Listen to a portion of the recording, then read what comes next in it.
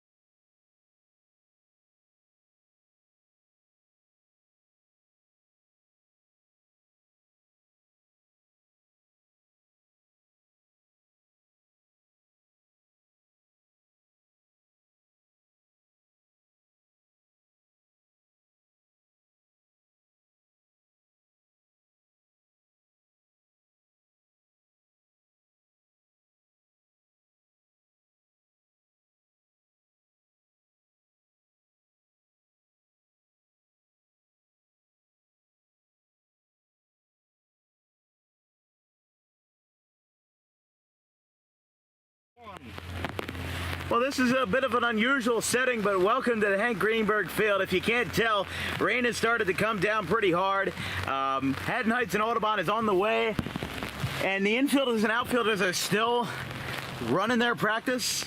So as it appears, we'll still have this game a little bit behind schedule, but we'll be starting nonetheless. First pitch was scheduled for 4 o'clock this afternoon, or excuse me, scheduled for 3:45. Looking like it's going to be closer to 4.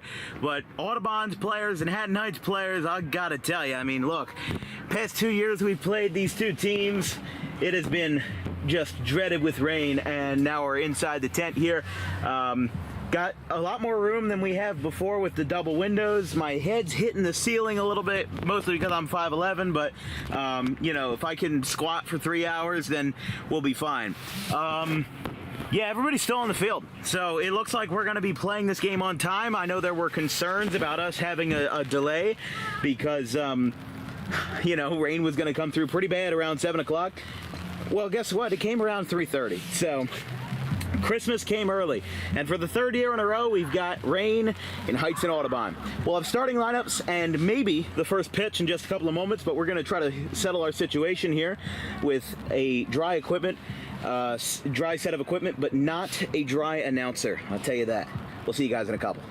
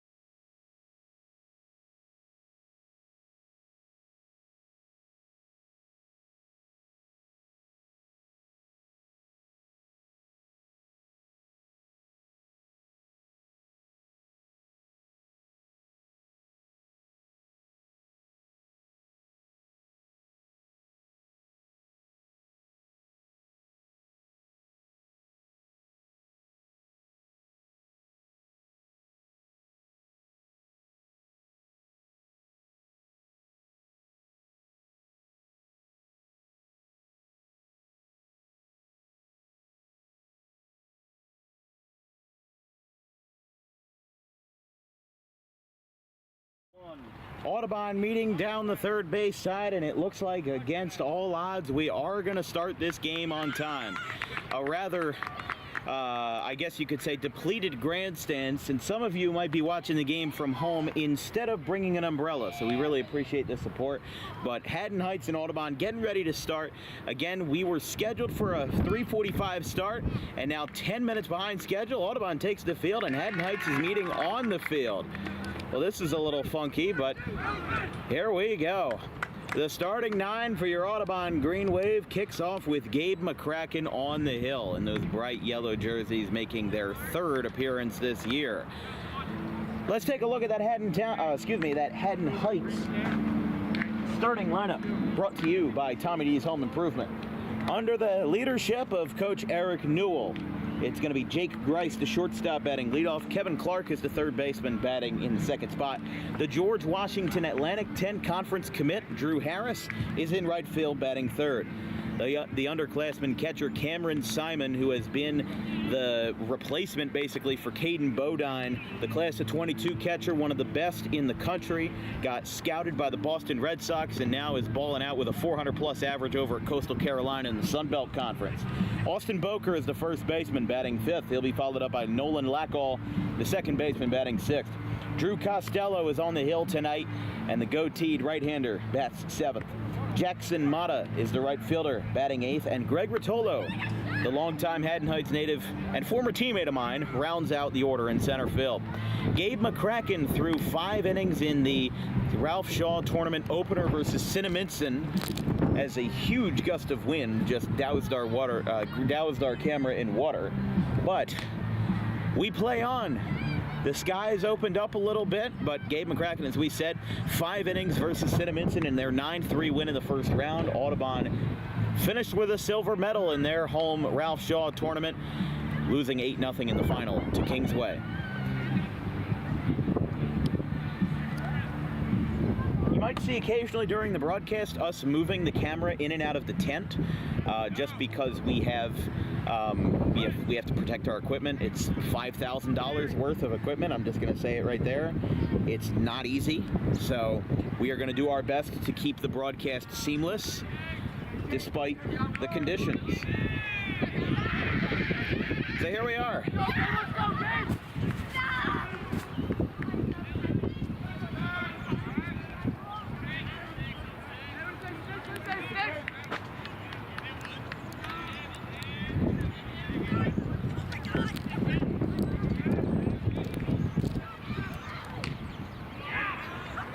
First pitch of the ball game is a ball, and we are underway from.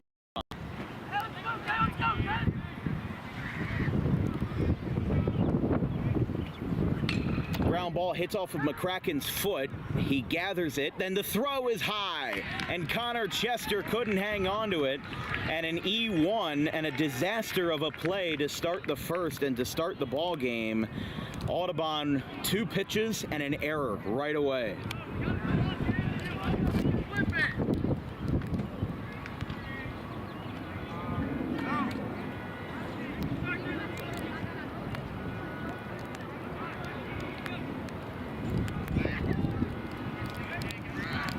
Here's the lefty, Kevin Clark.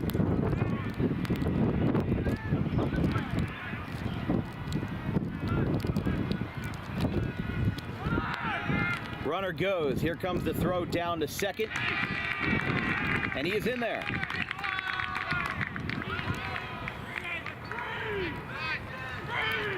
What are your numbers? 3 steps. Go 18. Okay? You guys are good. You guys are good. So Haddon Heights wastes no time and gets a runner in scoring position just like that. Rain I mean, it's going to be picking up all, up and down all day. But it's just going to get worse as McCracken boots it. Throw down to third is not in time, and he gets in at first. Kevin Clark takes advantage of the fielding decision by McCracken to advance a base and put runners on the corners. Here's Drew Harris, the 3-hitter for for Haddon Heights, but future George Washington player in the Atlantic 10 Conference.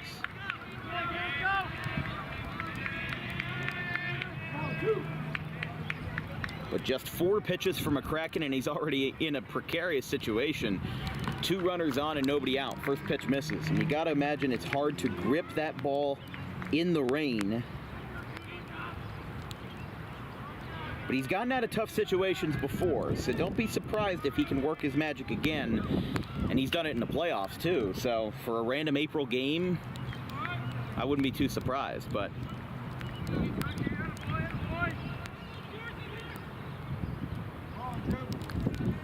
1 ball, 1 strike. And what doesn't help with this rain is it's not just straight rain. There's been some times where it's just light, and there's some times where it's been pretty heavy, and the wind is just whirling this thing around, so it's incredibly unpredictable.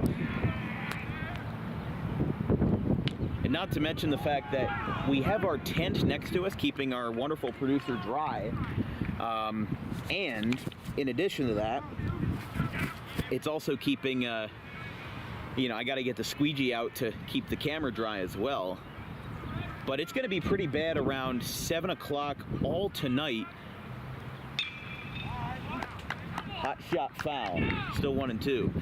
Now, for those that have been paying attention to our broadcast schedule, tomorrow was supposed to be Ocean County versus Camden County JUCO baseball, but because all of South Jersey is going to be in Ocean tomorrow, we will not have that game. It has been postponed to Sunday, May 5th.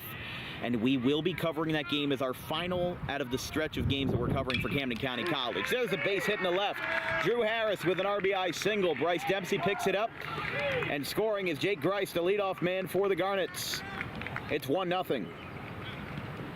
I mean, already just a disgruntled Audubon team. You take 2 pitches and right away you give up an E1, then a single, and now another single to Harris.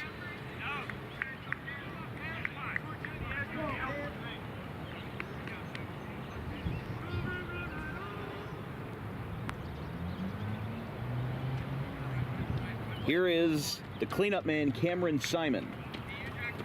As we said, Caden Bodine, the heavily sought-after catcher from the class of 22, who batted over .530 in his senior year, now over at Coastal Carolina and still raking over there.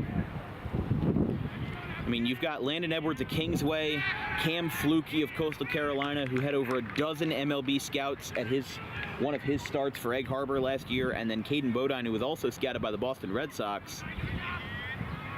There's some heavily sought-after players in South Jersey, and a lot of them are settling in the Sun Belt Conference at Coastal, which has been a nationally ranked team for most of the season. They were as high as 13th in the D1 baseball official rankings. They since have dipped in their numbers ever so slightly. I think they were in the high or low 20s, 21, 22, and then I think they became unranked last week. Don't quote me on that, though. Cam Simon, the lefty, goes to bunt, and it's 1-1. Good game, good game.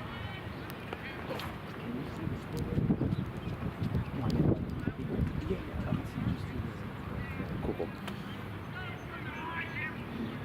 Drew Costello, the starter for Haddon Heights. He'll get his first start against the Green Wave this afternoon. Both runners go, and a fly ball by Simon down the line and foul. Yeah, it's just been a miserable day. I mean, it's only a matter of time. In Jersey, we had 3 days in a row of beautiful sunshine, a nice breeze. We had a beautiful game yesterday at Alcyon Park with Clayton and Pittman. And then today is just woes and misery.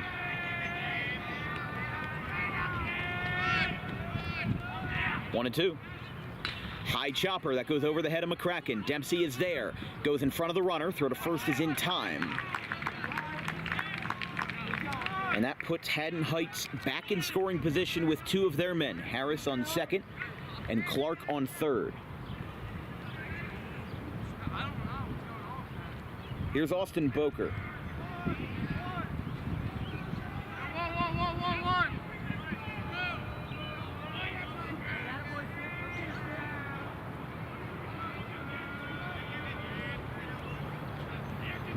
First pitch.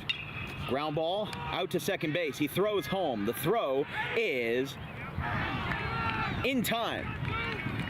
So they got the out at home. And now Heights has 2 runners on base again. But Austin Boker with the 4-2 fielder's choice.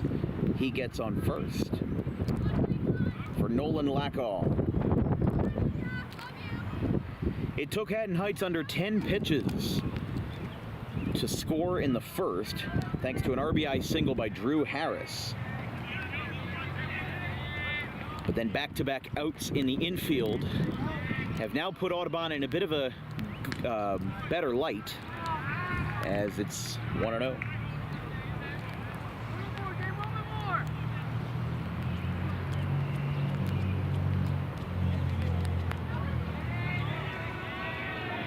But if you remember 2 years ago, actually we'll hold that thought, ground ball to third, Caladros is there, throw across, in time. Audubon gets out of the jam with only 1 run allowed. Haddon Heights was red hot early, and they have cooled off just like that. 3 straight outs for the Green Wave, and they trail 1-0 as they will bat for the first time tonight.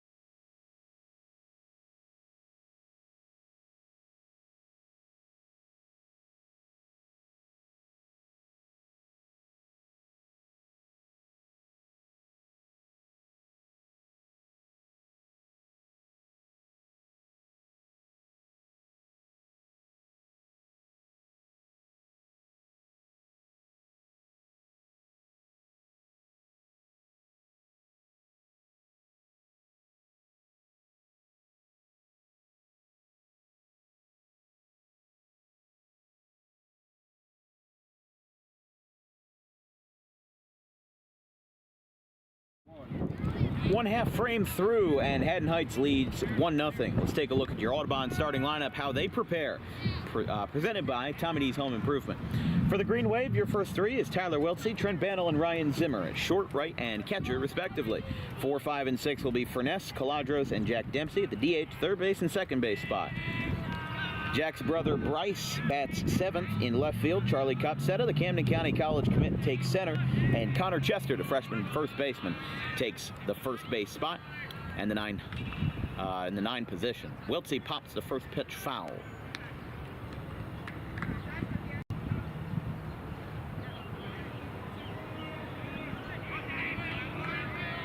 Gabe McCracken, the pitcher for the Green Wave, threw 16 pitches in the first. I mean, it's a miracle that was the damage.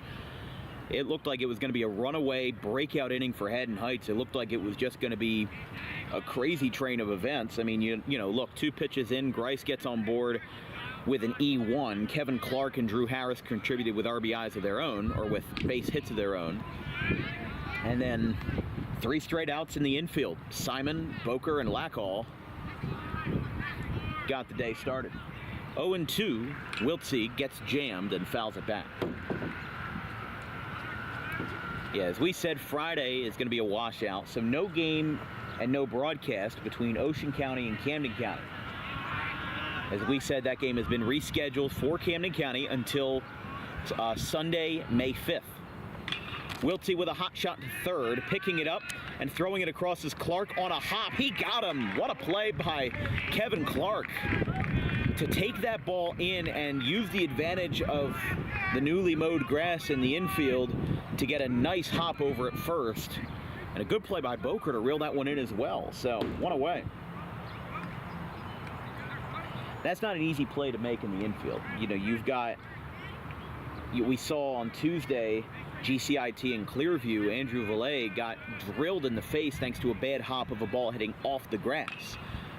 You know, you've been taught, just not by a lesson, but by your brain, how the infield dirt works. You expect it to bounce a certain way, so you adjust your glove and you adjust your body position in the manner to where you're expecting it to go to. So when it's unexpected, you've got a split-second decision to say, you know, okay, we're going to change course and go somewhere else. But 0-2 to Wiltsey, or rather to Bannell, when's down.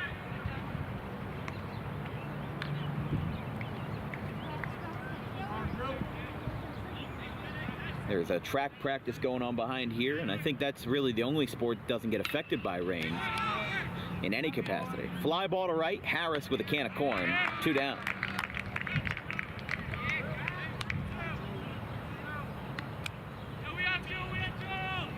So the two Drews cooking up a storm here for Haddon Heights, as after the ground out and the fly ball, this brings up the number 3 hitter Ryan Zimmer. I think a lot of people, you know, really underestimated the fact that even though Audubon only lost 3 seniors last year, 2 of those seniors, Charlie Grady and Scott Lynch, were incredibly valuable players to that lineup. Scott Lynch was an over 400 hitter. He was a power hitter, in addition to the fact that his ERA was sub-3 on the hill. People forget how valuable he was. He was a two-way player who basically had the value of 2 fellas on the roster. A nice running play by Jake Grice, and the side is retired. Audubon is shut down in order after 1-0 Garnets.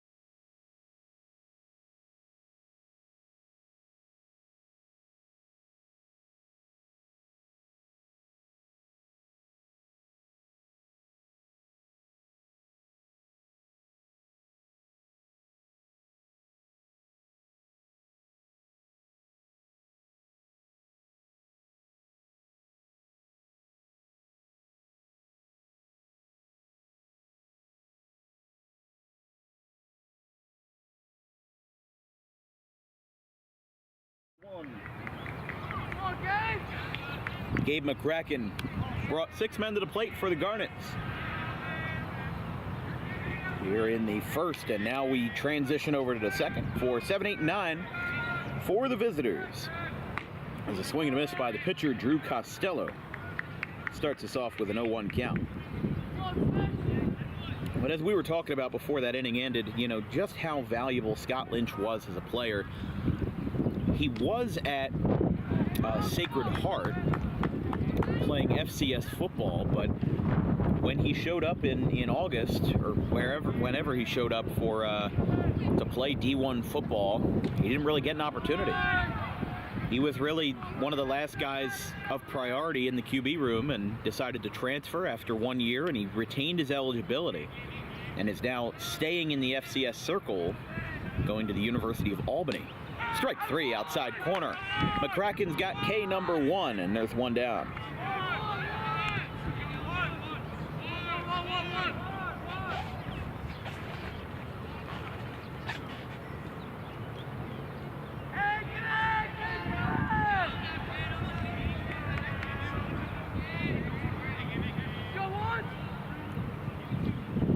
First pitch is a strike to Jackson Mata.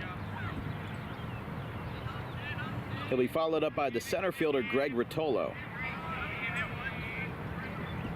You know, I just noticed something on the Haddon Heights lineup card. There is a typo that has 2 right fielders listed, Jackson Mata and Drew Harris.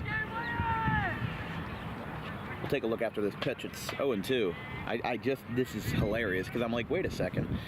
That would be a wild shift to have 2 right fielders in the same lineup card. McCracken delivers a swing and a miss. 0-2. So yeah, take a look at this real quick. So you could see Drew Harris is the right fielder, and then Jackson Mata is also a right fielder. So quite an interesting sequence there, but now it goes to the number 9 hitter, Greg Rotolo, who takes the strike.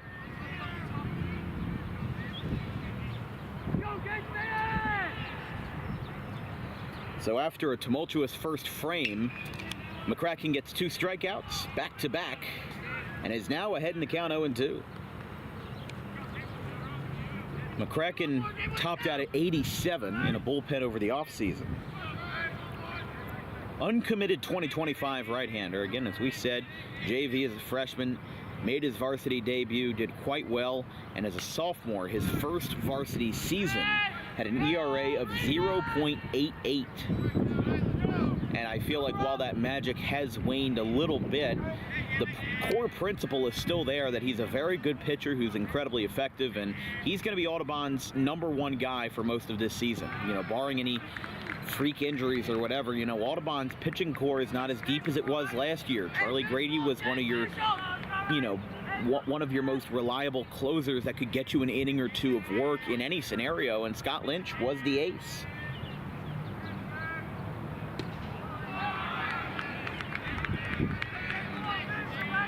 One and 2.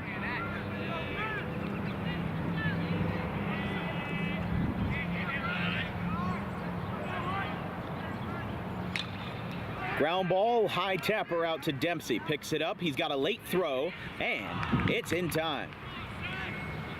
Heights not too happy with that call, but we move along. 1.5 through here at the Hank. 1-0.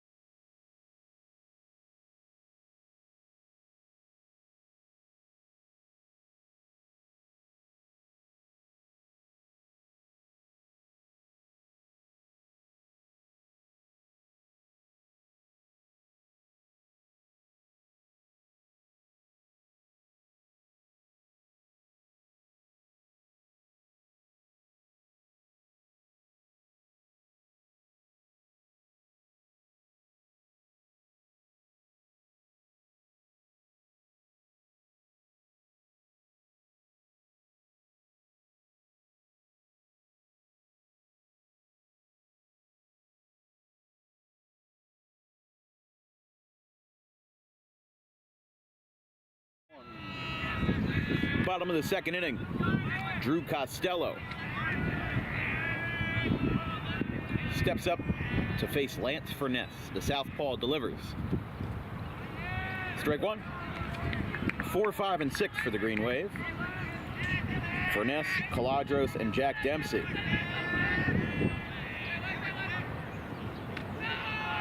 1-1. Furness, the son of team photographer Janara Furness, and a long-time involved Audubon ball player, as is basically everybody in this lineup, with maybe the exception of Charlie Copsetta coming from Mount Ephraim. You know, all of these guys at one point or another, I remember them playing at the Audubon Little League facilities right across the street from here. You know, I remember that very well. And sometimes that can get you a little bit of a position where, because the coaches know you so well, that's going to be a base hit. Lance Furness drops it down. And the cleanup man brings the bat to the ball for Audubon's first base runner of the night.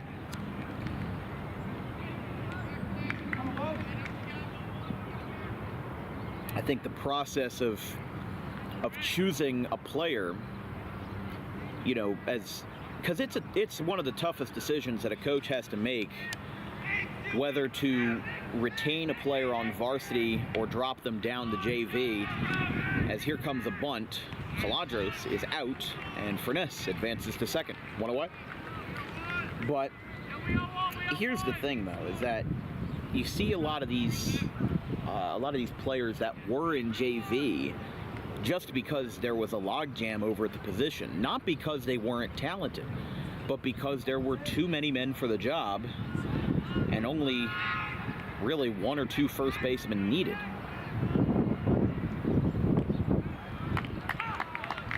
You know, there's some guys who can hit for power and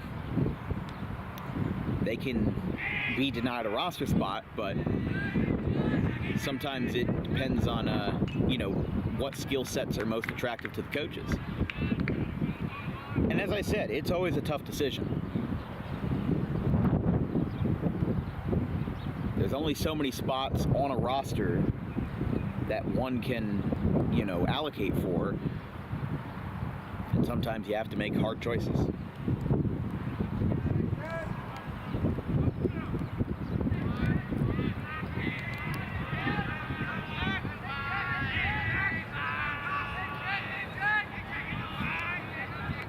The 0-2. Costello looks him down. Now they throw back to second.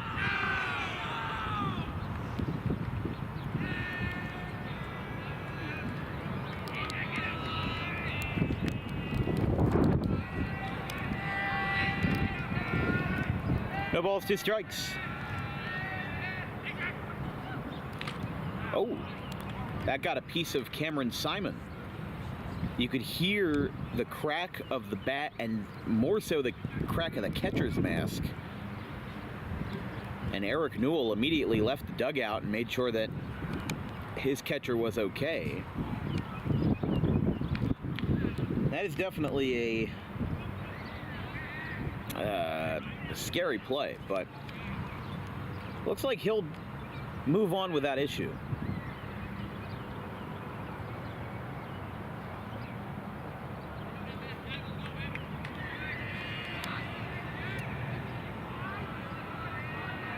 No balls, 2 strikes. Runner on second base.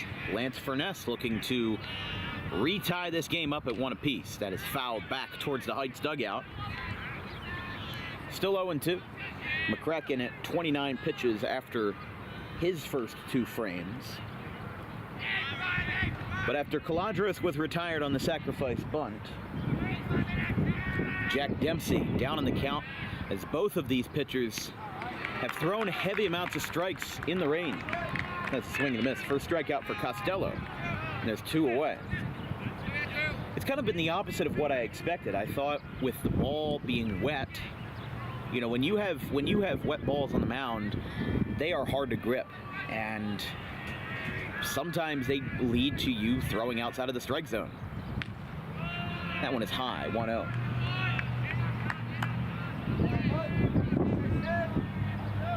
And as a pitcher, you don't want to mess with that grip because that's muscle memory to you, and that's really all you know. So you've got to adapt to the conditions, and as it's been in and out of rain and dry weather, these pitchers have adapted well to keeping the ball in the strike zone. I mean, look, Haddon Heights put the bat to the ball early, and it's been mostly strikes. Over 75 of Costello's at-bats so far have resulted in a first pitch strike. Not that one, though. Count is 1-2 to Bryce Dempsey, who has changed up his stance a little bit from last year, leaving a bit of a more open stance in his legs, and was outside, 2-2. But if both of your pitchers can stay under the 30 mark after 2 innings, that really marks the telltale sign of what could be a pitcher's duel. You know, I think it's pretty clear that you want to keep your guys fresh. That one's outside. 3-2. First full count of the game for Audubon. In fact, first full count of the game for either team. The payoff pitch from Costello. Strike 3 on the inside corner. Drew Costello gets back-to-back strikeouts, both from the Dempsey brothers, to retire the side. Audubon trails 1-0 after 2.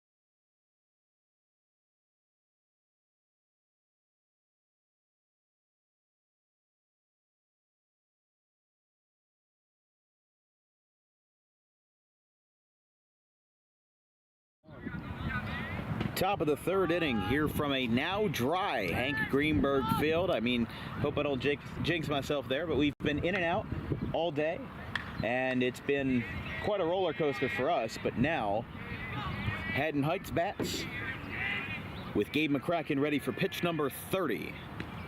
That one is a strike. Back to the top of the order for Jake Grice. He reached on an error his first time.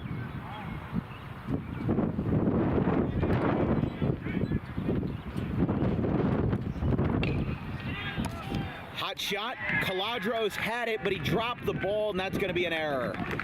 Nick Caladros had the ball right in his glove, and it popped right out.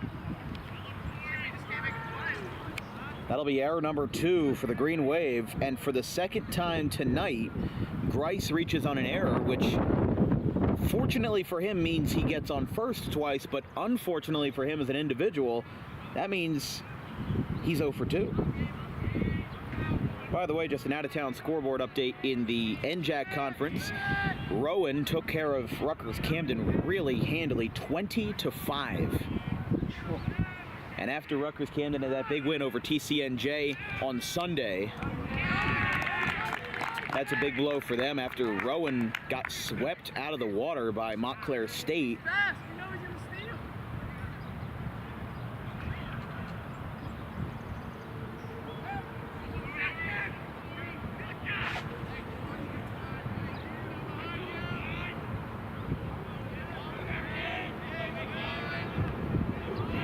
Showing bunt again. That's right back to first. Chester has it. Dempsey covers and he drops the ball. Are you kidding me? Here he comes to the plate. He's safe. Oh my goodness. The gloves are made of Vaseline. It's 2-0. This is unbelievable.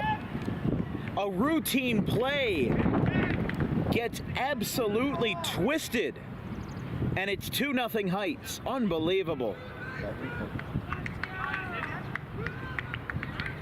That's going to be an E4 as it's dropped by Dempsey, and here's Drew Harris.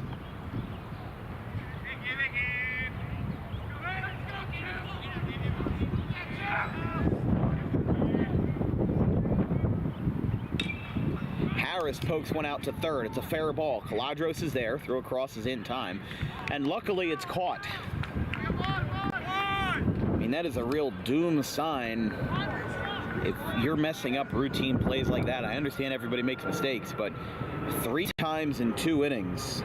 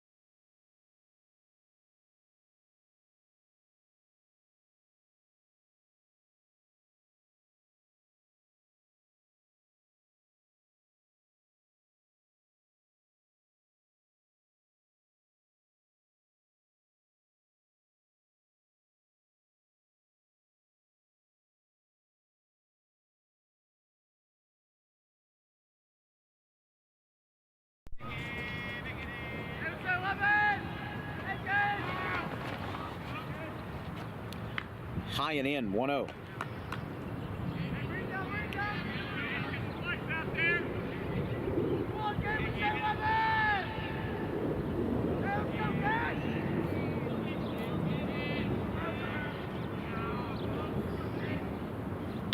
Hot shot out to second base. Dempsey has it. He's gotten a lot of action over there at second base tonight. We go to the bottom of the third. Audubon gets another run off the board thanks to an error at second base. We go to the bottom of the third, 2-0 Garnets.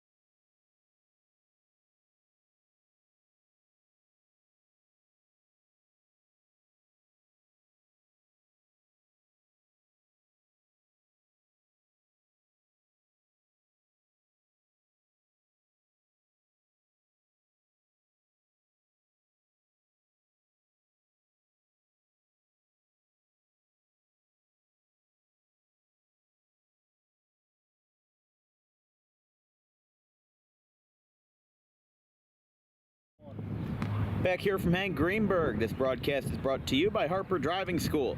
Drive into success today with a 95% success rate for first-time students taking their road test. Visit today and schedule an appointment at Suite 4 of the Total Turf Experience Complex in Pittman, right off of Lambs Road. Drew Costello, rocking and rolling here. Only one hit allowed in the first 2 innings. A leadoff single in the second by Lance Furness gave Audubon their only base runner. He got in scoring position, but no further. As Copsetta, bit of a late bunt, but he pulls back in time.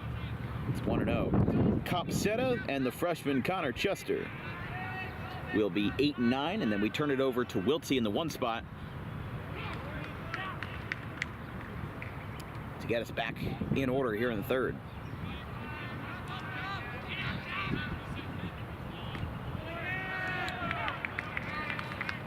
1-2.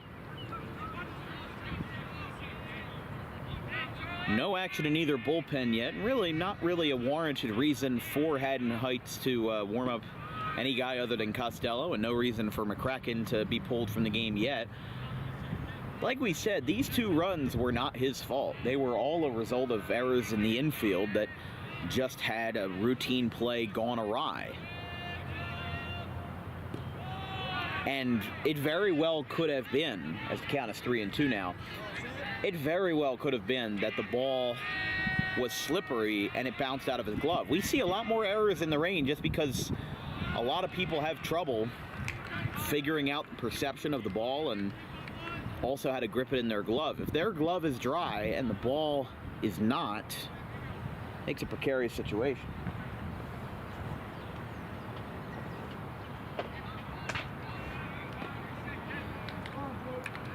So after the leadoff walk,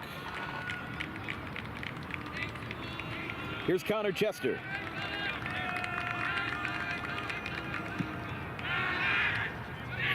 Throw over to first, not in time.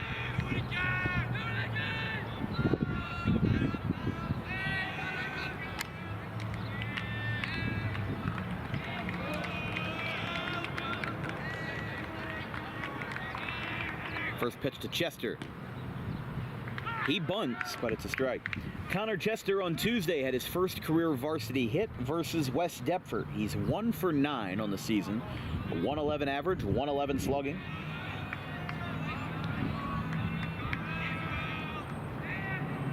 Had Offers versus Cinnaminson and Kingsway in the Ralph Shaw, went 0 for 5. And he got him on the sacrifice. So Chester moves Copsetta down to second base, and they seem to be really favoring that bunt. There's one away. Lineup turns over to Wiltsey. And that could very well be the situation that Chester is going to be put in for a lot of his freshman year. It very well just could be that, maybe your batting average isn't as high as you want it.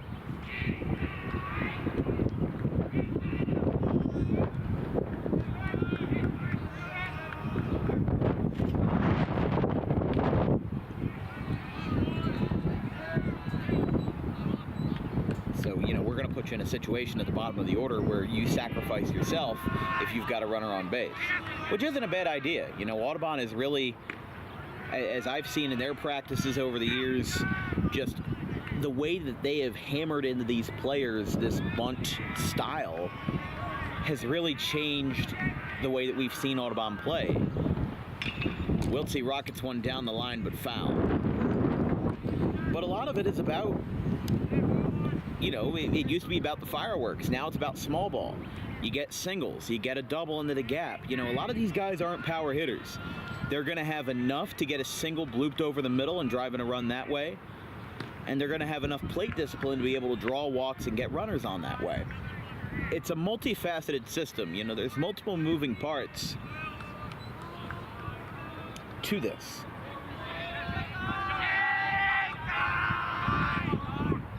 3-1. Talk about a walk there. It's ball 4.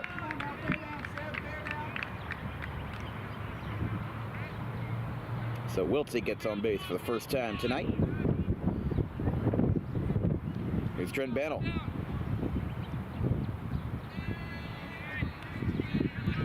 So it looks like things have dried out a little bit. Those clouds are still quite ominous. And obviously the concern at first was that, as soon as the players started taking infield, outfield, a couple of raindrops came down. I mean, we had a band of rain before they did it, but now they're going to throw to the lead runner. And he is safe. So a stolen base, a double steal by Wiltsey and by Copsetta, two of the fastest guys on this team, puts Audubon in business and puts the tying run back in scoring position here.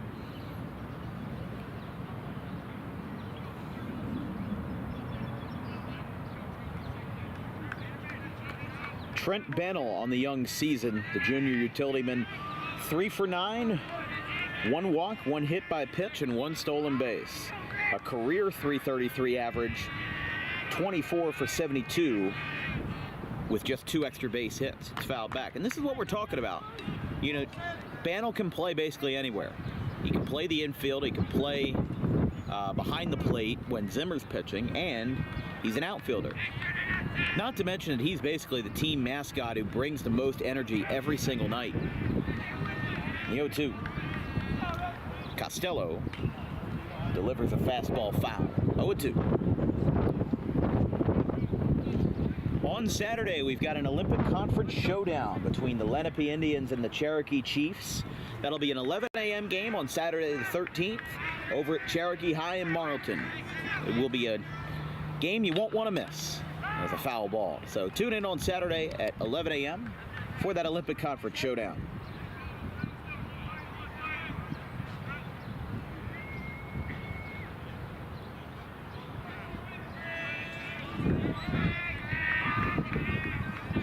Oh, to the count. Delivers low, but it's going to be called a strike. I think he went around on it. And he got him.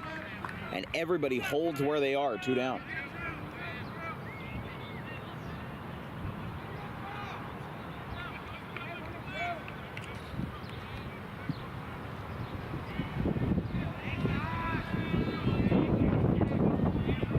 Strikeout number 3 for Drew Costello. And here's Zimmer now with 2 runners on base, the tying run at second. But they will both be stranded. Haddon Heights gets out of the jam, and Drew Costello is pumped up. After 3, Haddon Heights leads 2-0.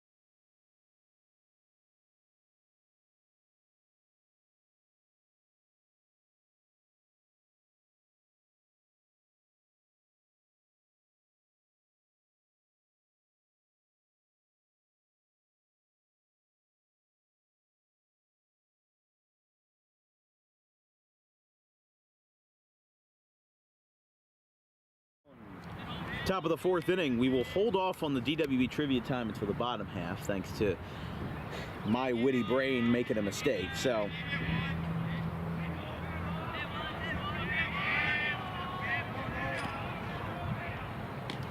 McCracken still rocking and rolling, but down by 2. Both of his runs unearned. 2 errors by the Audubon infield brought in 2 runs, and As a result, McCracken is still scot-free as of now, but his team is not. 0-2. Lackall, Costello, and Jackson Mata, the three hitters due up for the Garnets here in the fourth. Haddon Heights, after falling in the sectional championship to Seneca, the 8 seed last year in the South Jersey Group 2 final, at their home turf as well, over at the High Street Fields. 1-2. Outside. They're now off to a 2-0 start, looking to pick up where they left off. They didn't lose too many guys, but Mason Dobbs is a big one now at RCSJ Gloucester. John D. Costanzo as well. Line drive to left, foul.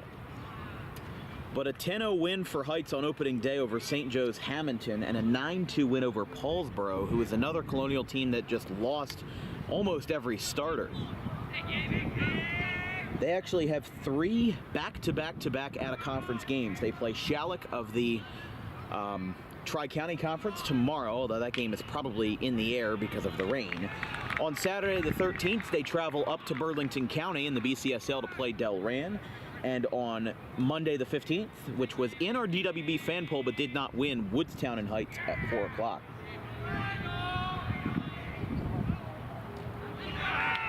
Swing and a miss. Lackall ran down to first, but that was not necessary. Strikeout number 3 for McCracken. 1 away for Drew Costello.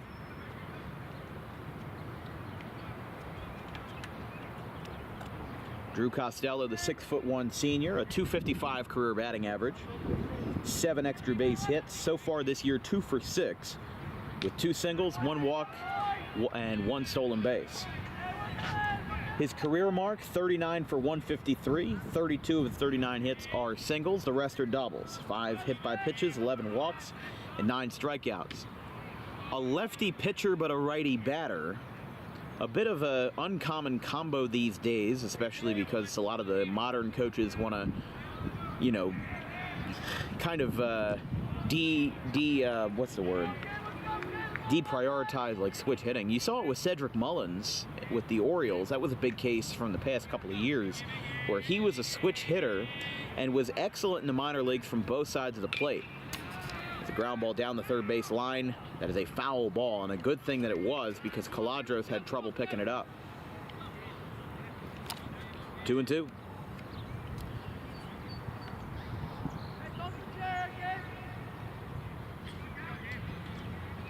But that's just something for a point of discussion, is that, you know, we've had many switch hitters that have been glorified in the past 20 years.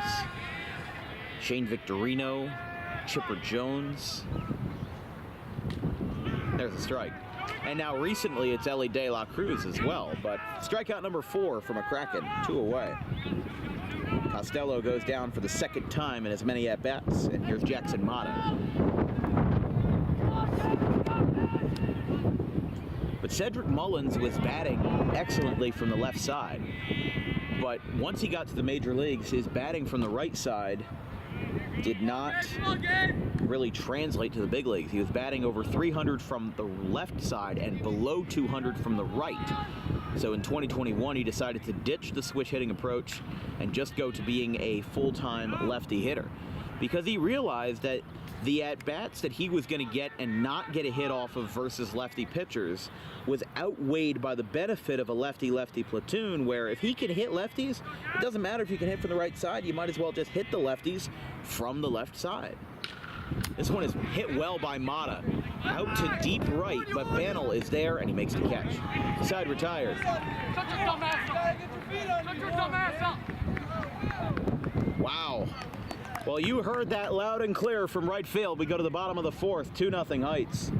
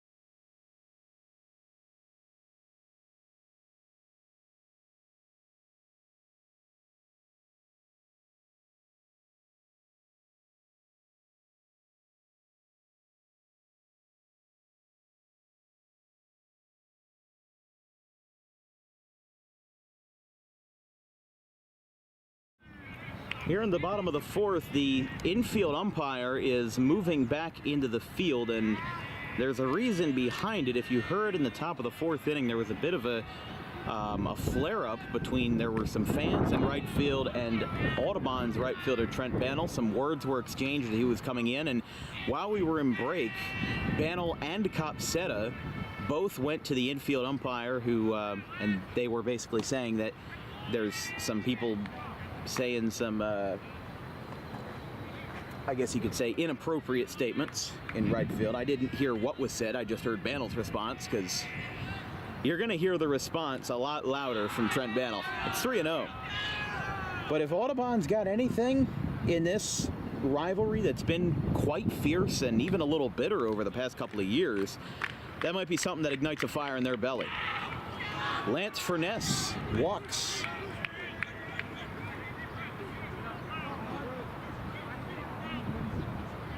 But that's been an issue that we've seen a decent amount from all teams. We saw it in Audubon's own with a, with a couple of flare-ups. Nothing that escalated too far, but usually baseball is the sport where that kind of dialogue doesn't happen. Fernandez got caught up, but he now moves to second.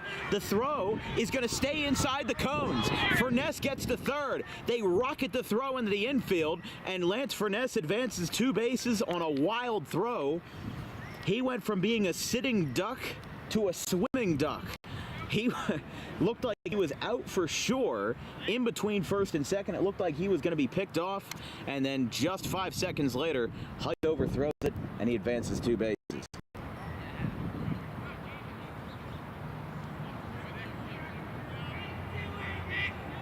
I mean, he just completely overthrew his man at first.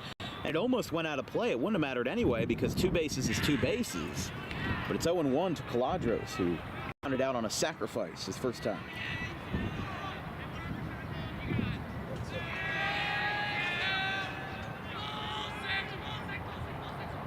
Caladros takes high. 5 and actually now 6 balls in a row for Costello. Everything just seems to be running away from him at light speed. Eric Newell now coming out to talk to his man and make sure that he is on the same page as everybody. But he also might be rattled because he knows that he made a mistake on that throw and that he's now paying the consequences for it to put that runner at third base. And now the tying run at the dish. Nick Caladros, 364 average this year, 4 for 11. 2 RBIs, a career 22 for 80 mark, 275 average, 12 walks, 8 hit by pitches, and 4 stolen bases.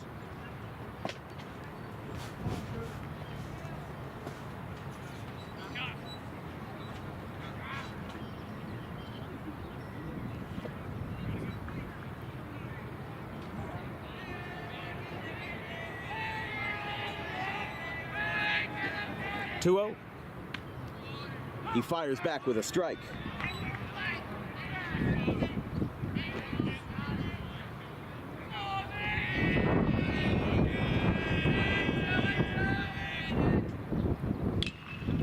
Ground ball out to short.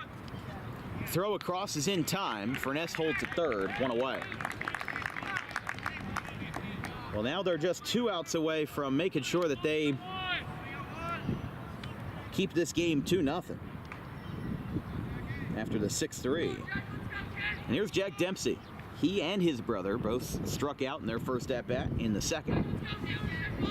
Costello now at 55 pitches in just 3 1/3.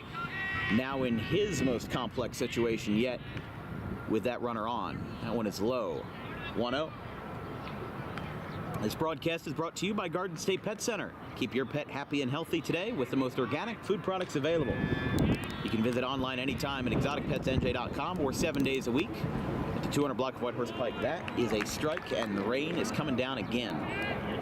Seems like, again, it's just in spurts. We had a good stretch for like 20-30 minutes where really nothing was coming down, and now it seems to be back into umbrella mode again. That one skips away, and it's 2-1, but Furness holds at third. but we've got the tent here, and we're all good to go. So 2-0 Heights here in the bottom of the fourth. Lance Furness on third base for the Green Wave. Versus the lefty Costello as he gets pitch number 59 ready to go. Versus Dempsey, pops this one down the first base line. Bokert goes over and it's foul. The schedule for next week on Dan Wilkins Broadcasting. You all voted on Instagram on our DWB fan vote. Monday will be Paul Sixth and Cherry Hill West for an Olympic Conference showdown, just like we're going to have on Saturday, except 2 different teams and 2 different calibers, that's for sure. Tuesday, we have Alvernia and Rutgers Camden as the Scarlet Raptors celebrate their senior night. That one's down. We take off on Wednesday, April 17th. Thursday is going to be another NJAC game for Rutgers Camden versus the Stockton Ospreys. And Friday the 19th, before you know it, we're going to have our kickoff of the Thank You Classic. He'll say thank you with a base hit right there. The ball gets kicked in left field by Mata. And an RBI single by Jack Dempsey makes it 2-1. That's a good way to shake off that adversity. You know, Furness got on base via the walk. They took advantage of that 2-base error. And then just like that, they got the base hit and they put themselves back on the board. So can't be too mad at that. It's a simple way of hitting, and you got yourself on base, and now you bring your younger brother up to the plate. He did strike out his first time, but now Audubon's got the tying run on base, which is a lot easier to manage. It's not easy to manage, but it's a little bit more of a better road to travel, especially considering what Audubon's had offensively in the first 3 innings. A big gust of wind comes in. The wind was blowing out for a good amount, and then it took a big U-turn and now blowing in. But Friday, we're going to have 2 games, Audubon and Bordentown, right here at 4 o'clock. That'll be followed up at 7 p.m. with Haddon Township and Timber Creek. That kicks off the Thank You Classic for 2024. A 7-game weekend that we'll have. 1 game on Friday, 4 games on Saturday, and 2 games on Sunday. It's going to be an electric weekend. 1-1. Outside. 2-1. And if you're curious on our Thank You Classic schedule, we'll give it to you right now. Friday at 7 o'clock will be Haddon Township and Timber Creek. Saturday at 9 a.m., Gloucester and Kings Christian. And then at 11:30 is Red Bank Catholic versus Gloucester Catholic. That's a swing and a miss. Here comes the throw down to second base. It beats him, but the throw ends up going awry. And that moves Dempsey down to second base on a bit of an offline throw. As we said, Saturday, 11:30, Red Bank Catholic versus Gloucester Catholic. 2 p.m. over at Joe Barth, St. Peter's Prep versus Cherokee. And then the 7 o'clock game down at Belmar Rec, Delsey versus Notre Dame. 2 Sunday games as well, combining teams from North Jersey and the Shore. It's Toms River East versus Bayonne at 2 o'clock, and Pope John versus Donovan Catholic at 4:30. Here's a fly ball floated out towards right. Harris stepped back. Now he steps in. He makes the catch. A great play and great awareness by Harris to take that ball in. And the George Washington commit gets out number 2.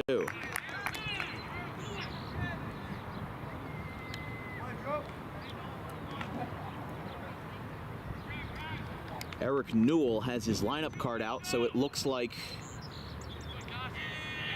I'm not sure what the situation is, but I was going to say they're in the field.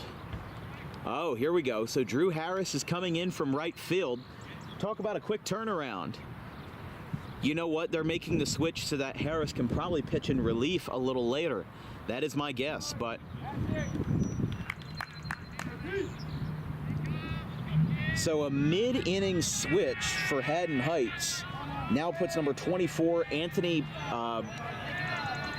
Prior, in right field. There's the first pitch. Costello misses low. Might have been a good time to have that defensive replacement here, as that's a wild pitch.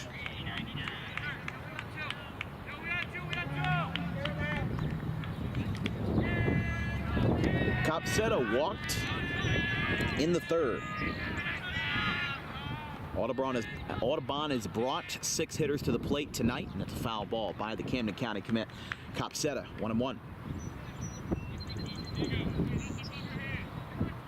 If you're just tuning in, Haddon Heights leads Audubon 2-1. Audubon got a run back on an RBI single up the middle by Jack Dempsey. Lefty on lefty, and a strike. 1-2.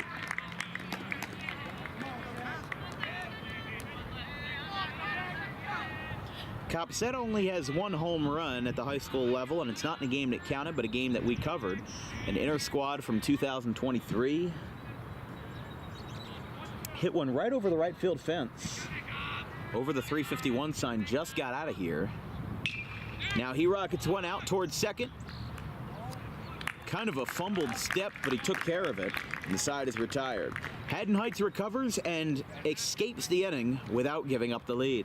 We're 4 through here in Audubon, 2-1.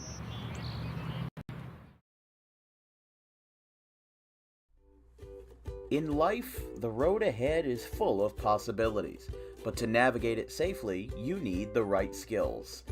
Harper Driving School is the premier driving school serving Gloucester, Salem, and Camden counties. With experienced instructors, many of whom are teachers in local schools, we are dedicated to your success and will help you master the road with confidence.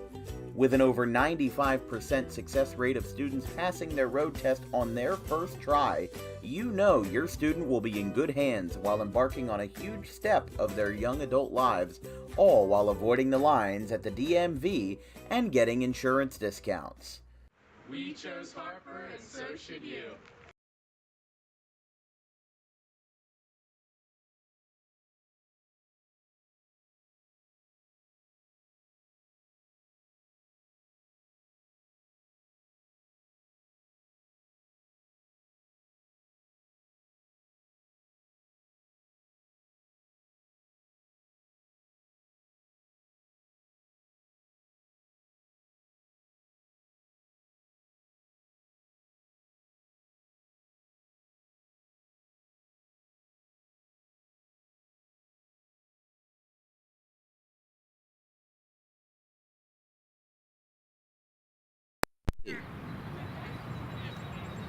And Trent Bennell returns to right field with a couple of onlookers who got him riled up at the end of the fourth, to say the least. But that was a wild couple of minutes there. But 1-0 to Greg Rotolo.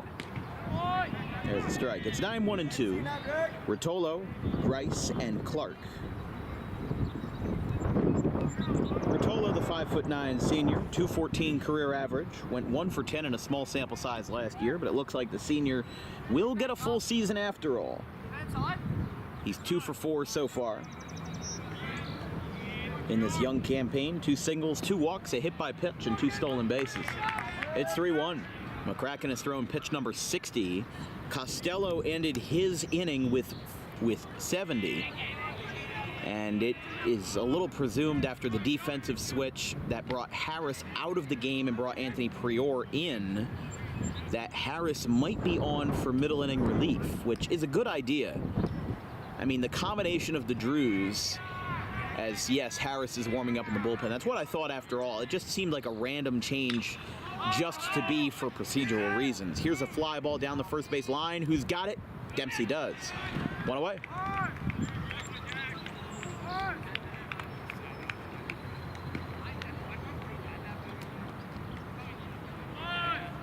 So Rotolo pops out to second to start out the 5th.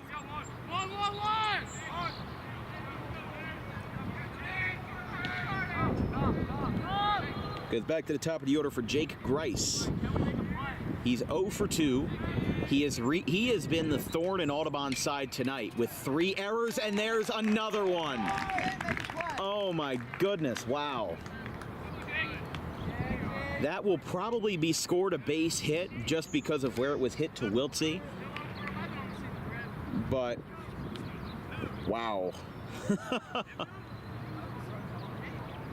So Jake Grice reaches, and I'm going to put that in my scorecard as a base hit, but we are not the official scorekeepers, so that is not my decision.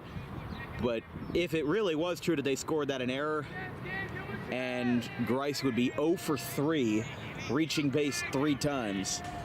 I mean, talk about a thorn in your infield. You've got a magic spell against the Audubon infield, and you have them commit 3 errors on your watch.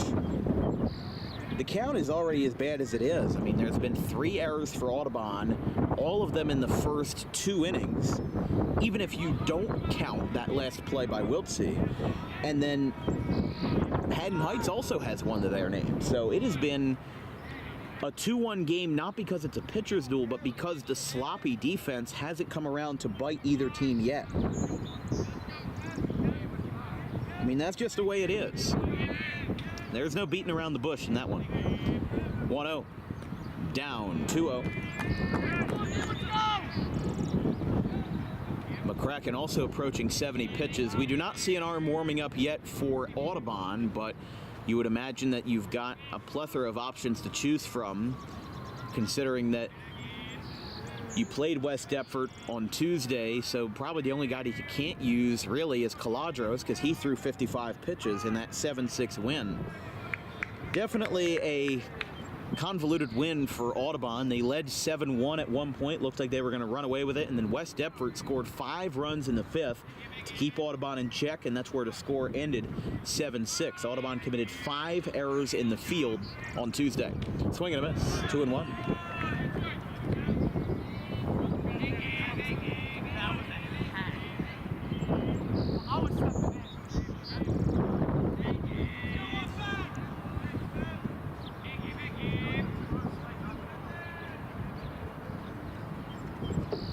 That one is down, 3-1. By the way, an out-of-town score update. PVI leads Woodstown in an out-of-conference game 2-0 in the first inning. They left the bases loaded. Shawnee leads Lenape 9-3.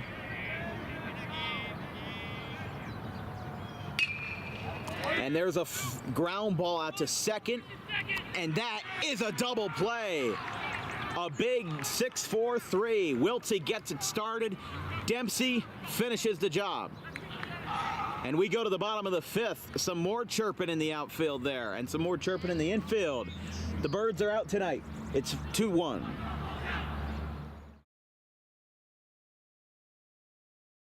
Tommy D's Home Design Center has opened a second location on Creek Road in Belmar, operating in Philadelphia for over 25 years and now expanding into South Jersey. Tommy D's is the place to go for kitchen cabinets, countertops, and cabinet accessories, heavily discounted compared to big box retailers. Stop in, take a seat, and watch as our experienced kitchen designer makes the kitchen of your dreams right in front of you. Tommy D's is the best in the business for quality kitchen countertops and cabinets that fit all budgets.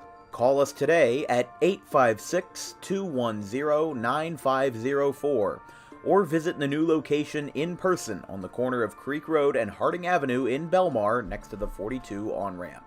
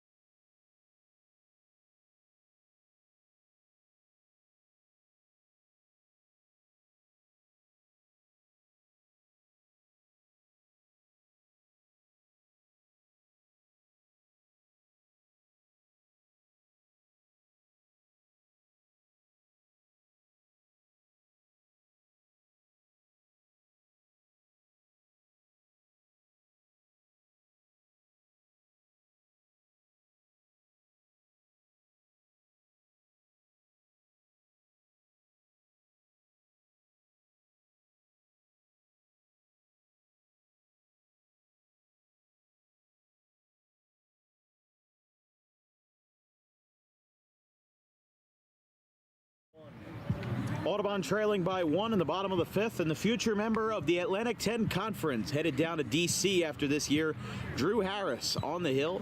Drew Harris is the son of a special education teacher here at Audubon, Chris Harris, who has been teaching here for upwards of 20 years. And yet he doesn't look a day over 40. But Connor Chester, the freshman first baseman, gets it started for Harris after 4 strong innings by Costello. He gave up 1 run on an RBI single by Dempsey. That run is earned, but 4 total strikeouts for Costello and just a handful of walks and only 1 error on his infield. So here's the 0-1. There's a strike, 0-2. Haddon Heights scored 1 apiece in the 1st and the 3rd. Offense has kind of stalled out for both sides since then. Chester rockets 1. There's varsity hit number 2. Pokes one in the right center field and picked up by Rotolo. Leadoff base hit for Chester. By the way, a change for Haddon Heights. It appears that they've moved Anthony Prior out of right and they've moved Jackson Mata to right. I can't see the left fielder's jersey number yet, so I don't think that's Prior out there, because he would be 24. Chester, the first baseman, is going to be pinch run for out there. But who's coming out for him? Somebody's got to grab a helmet. There we go. Somebody pops out. It's going to be Tommy Quinn. Look at him go. I don't think he was ready to get that call because Chester's the first baseman, so I'm not sure. I didn't think you could use a courtesy runner for anyone other than a catcher or a pitcher. So unless, I don't know about that one. And either I'm wrong about the rules or I don't know, but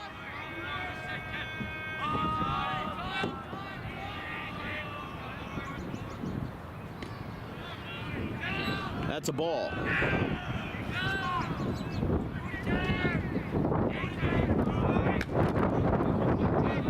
Tyler Wiltsey, 0 for 1 today with a ground out and a walk. There's a strike. 1-1. Harris working fast here.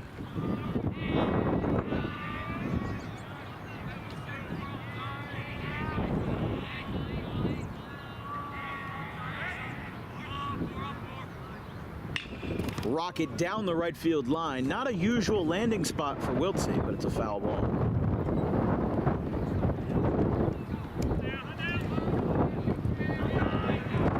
So I see what Heights did. They put Jackson Mata in right. They moved Drew Costello from the mound to left, and they moved Harris from right field to the hill. So it's a simple change, because I thought the only outfielders that would have had, or the only players not in the field that would have had single-digit numbers were Matt Rotolo, Matt DiMatteo, and Jack Nichols. But neither of those seem to fit the description. So yes, Drew Costello goes from the mound to right. That one is another foul ball. I was going to say, don't hit my car, Tyler. Still 2-2. Gabe McCracken with 68 pitches, and there is a fresh arm warming up in Bryce Dempsey in the Audubon pen. So his day might be done after 5 innings, which still an impressive line for McCracken. 2 runs, but none of them earned after the barrage of errors by the Green Wave in the first 2 frames.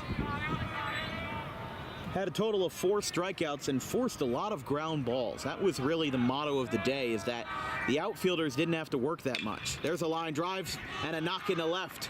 High off the infield, and the ball skips away and left. Going to third is Quinn. Wiltsey gets the second, and that'll be a single E7.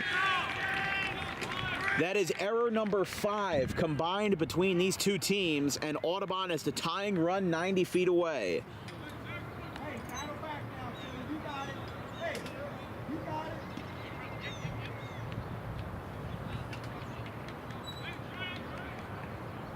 So that puts Audubon in a golden position here with Trent Bannell. And obviously riled up earlier tonight He now looks to break the 0 for 2 mark. A fly out and a strikeout so far. Here's the first pitch from the righty Harris. Quinn leads off a third. Strike one. The last time these two teams played, Audubon won 6-3 on Senior Day for the Green Wave. 1-0. Foul. 1-1.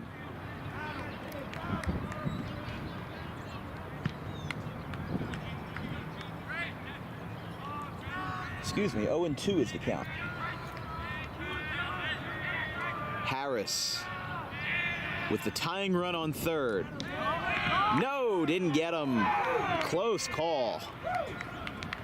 Just a tad off the corner. Looked like he got it, and a disgruntled reaction from the visiting faithful make it 1-2. Harris is going to do it again. Here's the 1-2. Poked out. Caught it short by Grice. One away. It looked like that ball was going to shoot through the infield, but a lucky break falls into the laps of the Garnets after a nice line drive caught by Grice. Keeps Audubon at bay. Here's Zimmer.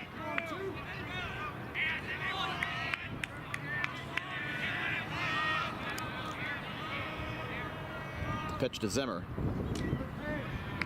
Strike one.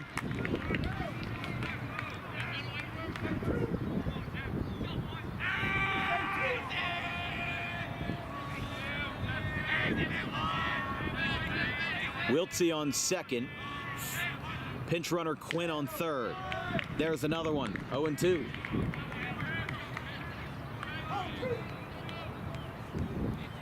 One away. And a 2-1 game with the Green Wave trailing by 1.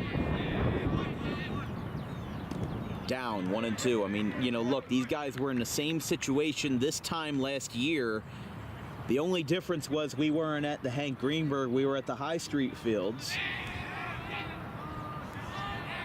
on 7th and West High. 1-2. Strike three. Curveball got him on the inside, and Zimmer is down on strikes. 2 down. Here's Lance Furness. He has reached base twice, singled in the second, walked, later coming around to score for Audubon's only run in the 4th. And now he's got a chance to break the spell. And fouls it back.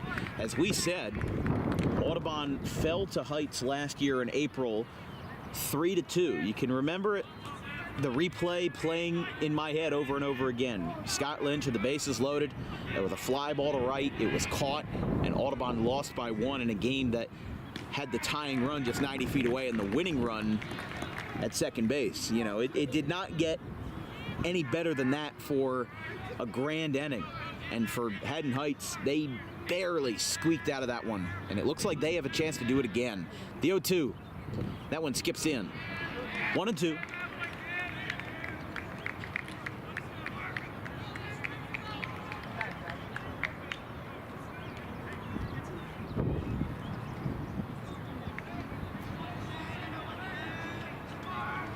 One ball, 2 strikes. Harris working efficiently to keep those guys on, and Furness fouls it off. He stays alive. That one goes to Walnut Street. Haddon Heights will start off the 6th inning with Harris, Simon, and Boker. 1-2. Harris delivers. He got him! Strike 3. A big strikeout for the Garnets. He got out of it, and in an unbelievable fashion, Audubon leaves 2 runners in scoring position with nobody out. What a turn of events. We've got 2 more innings to play here at Hank Greenberg Field. 2-1 in favor of the visitors.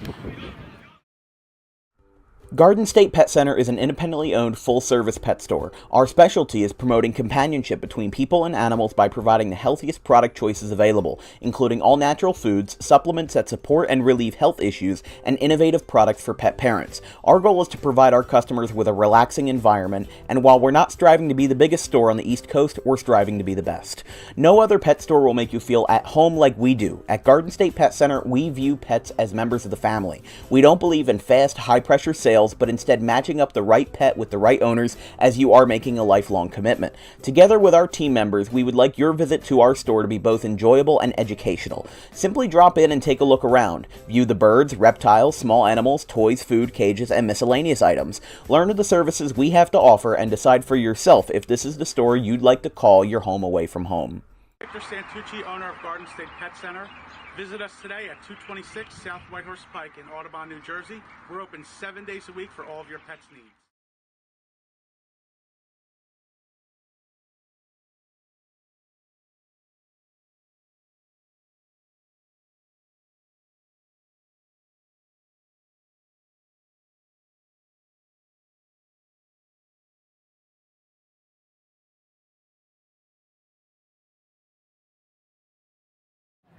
Drew Harris goes immediately from the hill after a clutch strikeout back-to-back for the senior right-hander. He took care of business, and now he grabs a bat here in the sixth. 2-1 Garnets. First pitch by Harris, rocketed foul.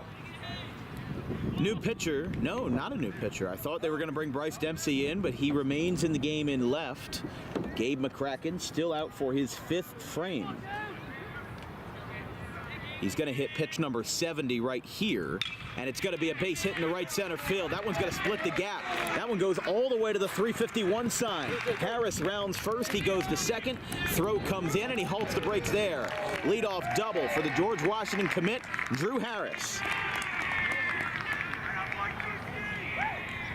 He lost his helmet between first and second, and Haddon Heights has business here in the sixth.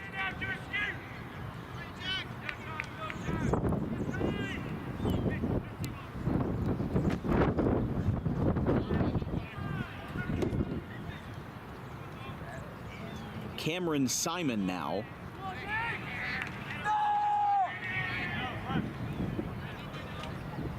As Harris will be pinch run for at second by Matt DiMatteo.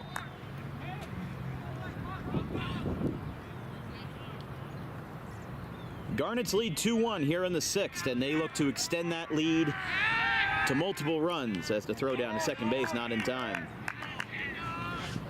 Again, the rain has been coming down in spurts all day. Really started once we got here around 3:30. The rain really started to pick up while they were playing in the infield outfield. And it looked pretty nasty. You know, it's projected to rain really bad tonight around 7 o'clock, and it's going to continue through the overnight hours. But it looked pretty clear that we were going to get the game in. So we were quite surprised when the rain came through, and this has really just been a war of attrition just in terms of how long will this game last before it becomes an issue. Cam Simon hits it to right. Bannell lines it up. Here comes the throw to the plate, and they hold him there. A base hit, Cam Simon. And the Garnets have runners on the corners with nobody out. Here's Austin Boker.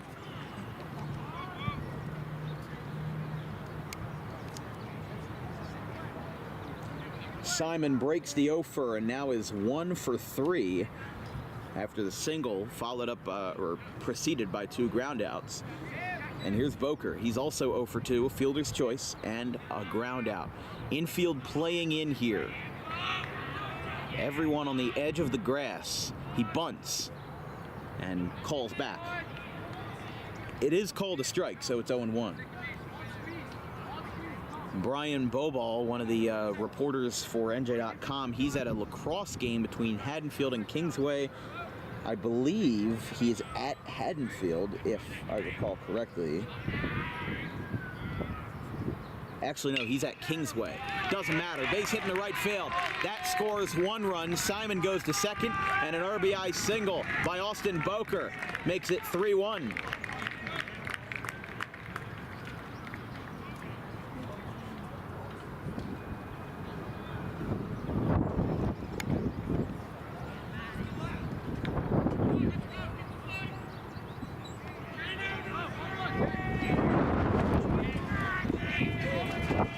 is Nolan Lackall, 0 for 2.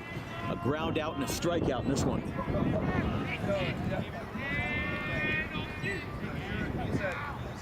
McCracken throws back to second base, not in time. He's at 73 pitches, so I'm sure Dempsey out in left field, considering the situation he's in, because McCracken just allowed his first earned run of the night, he might be getting the call soon. So for now, he has to play in left field, but until Wade Geist comes out and removes him from the game, he will have to stay in left field and just kind of plan out the rest of his outing here, you know. Assuming he comes in the middle of the inning, if this pace continues to pick up for Heights, he could be brought in with multiple runners on base, and that's not an easy situation for anybody. The bunt sounded like it hit the bat of Lackall, and it's 0-2.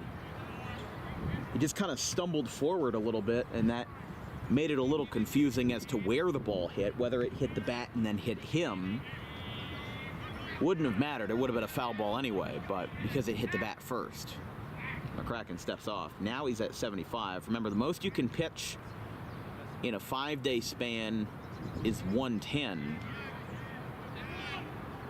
They amended the pitch count rule last year. I think the count is actually 150.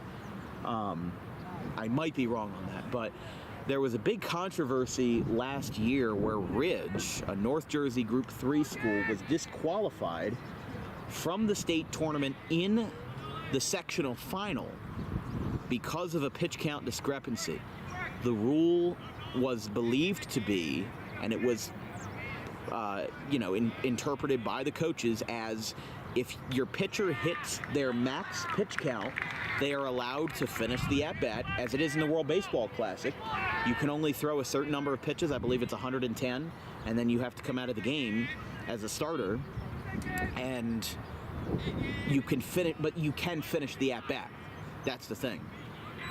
But the New Jersey rule stated that you could not finish the at-bat, and they had to come out even if it was the middle of the at-bat.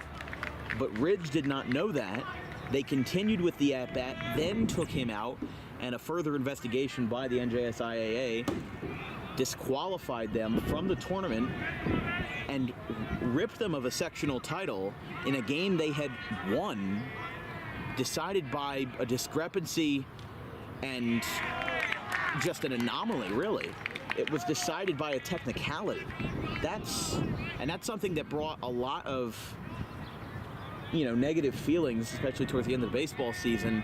I mean, I think the baseball season last year ended pretty smoothly, even though there weren't a lot of South Jersey champions. But that one goes to the backstop, and the count was 0-2. It is now 3-2. That first base spot is now unoccupied, and you've got to imagine McCracken is on the hot seat. After back-to-back singles by the Garnets, they now lead by 2.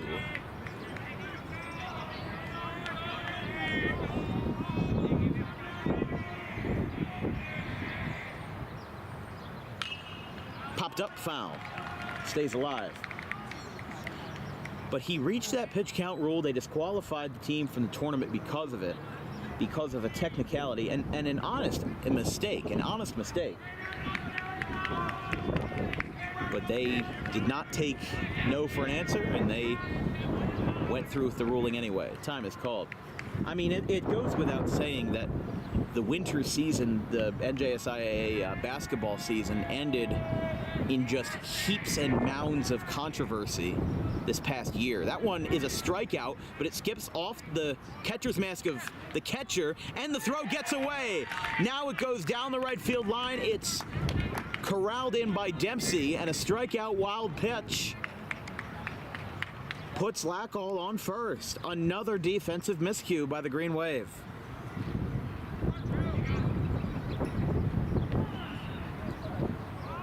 And this is what I thought we would see coming. Wade Geist is coming out, and after 82 pitches, McCracken, I think, is done. I don't know if they're going to talk to him or if they're just going to pull the plug here. He's He's getting awfully high on that pitch count, and they will send him away. So Gabe McCracken out after 5 innings and no outs. So he will bring Bryce Dempsey in, who was warming up in the bullpen in the prior inning. He comes in, and now a quick defensive change will send us to a quick commercial break here in the top of the 6th. It's Haddon Heights 3 and Audubon 1. Garnets will resume play with the bases loaded. We'll be right back. Garden State Pet Center is an independently owned full-service pet store. Our specialty is promoting companionship between people and animals by providing the healthiest product choices available, including all-natural foods, supplements that support and relieve health issues, and innovative products for pet parents. Our goal is to provide our customers with a relaxing environment, and while we're not striving to be the biggest store on the East Coast, we're striving to be the best. No other pet store will make you feel at home like we do. At Garden State Pet Center, we view pets as members of the family. We don't believe in fast, high-pressure sales, but instead matching up the right pet with the right owners, as you are making a lifelong commitment. Together with our team members, we would like your visit to our store to be both enjoyable and educational. Simply drop in and take a look around. View the birds, reptiles, small animals, toys, food, cages, and miscellaneous items. Learn of the services we have to offer and decide for yourself if this is the store you'd like to call your home away from home. Victor Santucci, owner of Garden State Pet Center. Visit us today at 226 South Whitehorse Pike in Audubon, New Jersey. We're open 7 days a week for all of your pets' needs.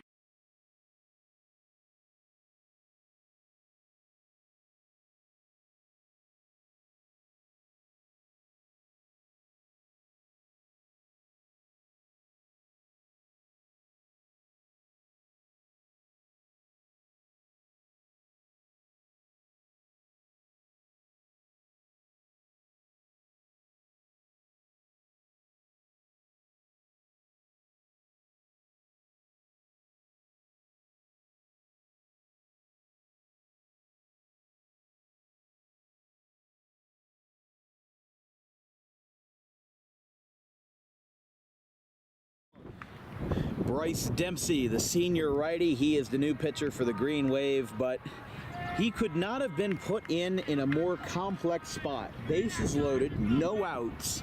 If anything, he doesn't inherit any of these runners, so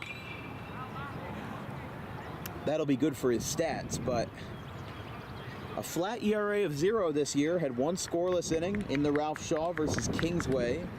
Had a 3.86 mark last year, 16 1/3 innings, 9 earned runs, 9 strikeouts, and a handful of appearances across his junior year. This one is sky high in the infield, out in shallow center. Who's got it? Wiltsey catches it on the backhand.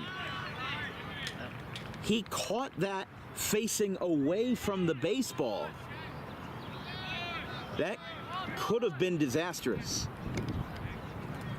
because you've got to turn around and you've got to be backpedaling a little bit in that kind of situation.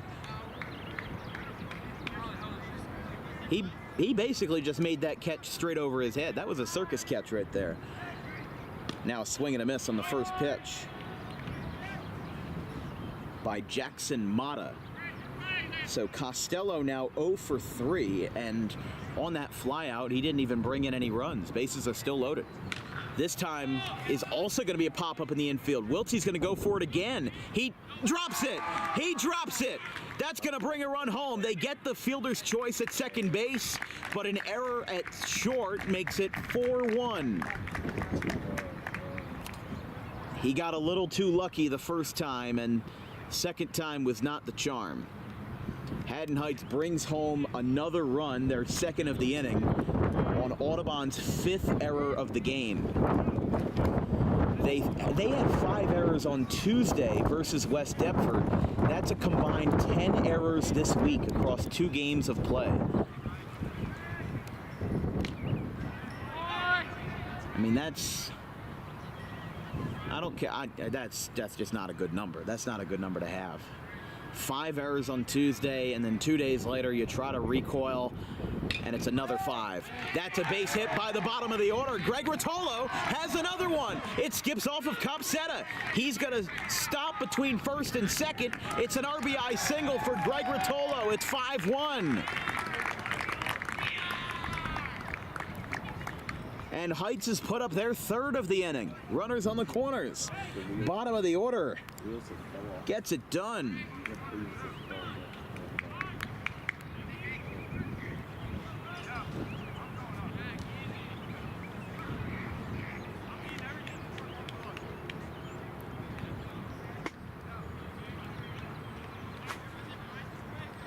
And Rotolo even thought about getting the second base on that last play, but he thought better of it. I know it's not a good idea to get too greedy. And that would have been Audubon's 6th error. It would have been an E8 if Rotolo advanced.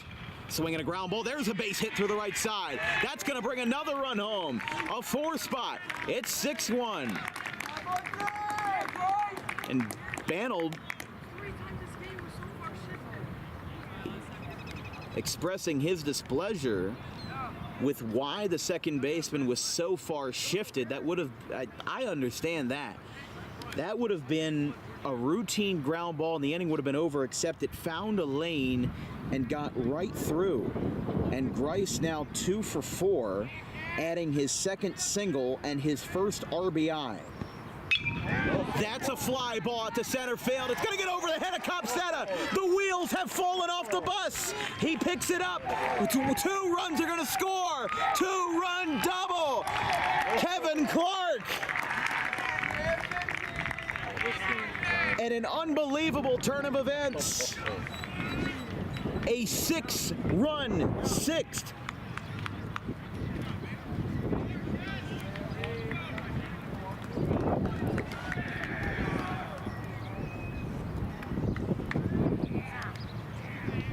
It is 8-1.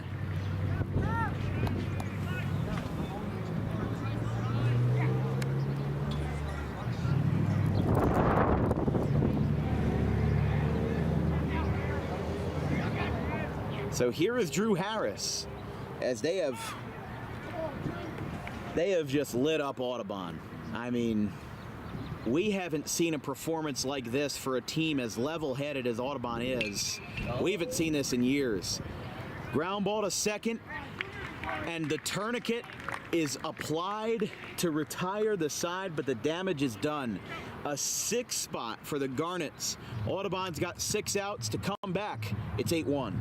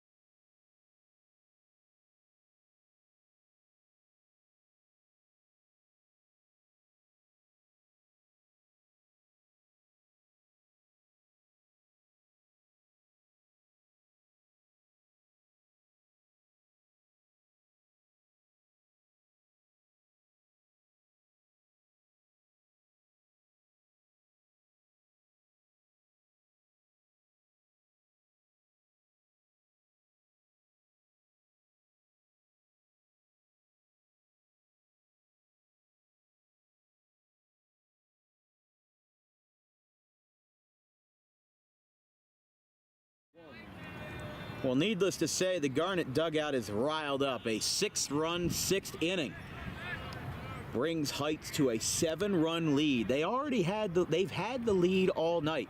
They got a run in the first inning, and Audubon hasn't had the chance to make a full-fledged comeback since, and now that window is rapidly closing. after a 6-run 6th inning as Audubon commits their 5th error of the game and their 10th this week. And if you want to count Saturday and Sunday's games under that same umbrella, in the Ralph Shaw, as that one's outside, they committed 2 errors versus Cinnaminson in a 9-3 win, and then committed 3 more in the championship game versus Kingsway. So that is a grand total, if that number holds after this game, of 15 errors in 4 games. 15 errors in 4 games. That is an astoundingly high number. Caladros and the Dempsey brothers are due up here in the bottom of the 6th.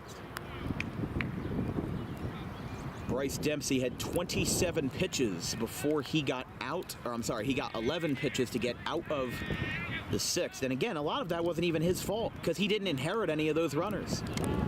Throw down to first base as the rain picks up a little more. Caladros is out. But think about it this way, if you're Audubon,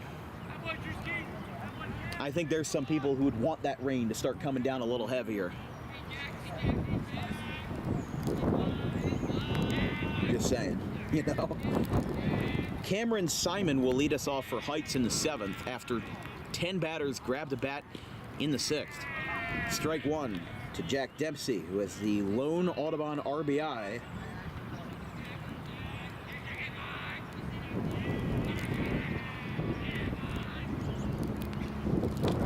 Outside by Harris, 1-1. Rain picking up a little more here.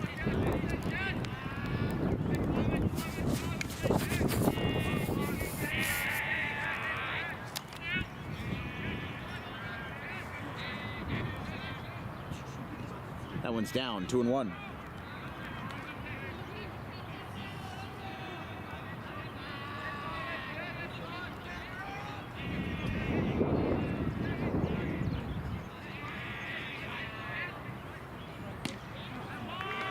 There's a strike, 2-2.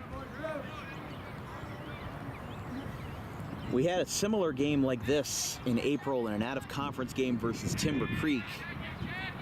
Audubon had led 9-1 at one point. Timber Creek came all the way back, tied the game 9-9. The game went to extras, went to the 8th inning, and Jack Dempsey walked it off with a base hit back up the middle to win the game for the Green Wave 10-9. And that was after Timber Creek put up a 7-run inning in the middle. Boker makes the diving catch. What a play! Boker dives to his left and makes an incredible play. 2 down.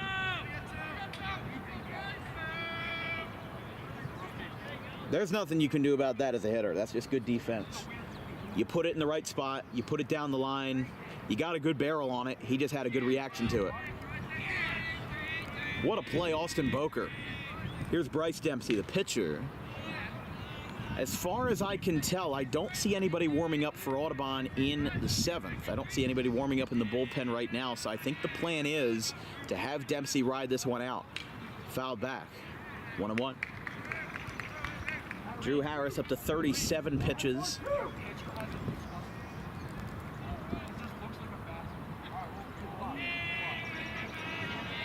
One and one.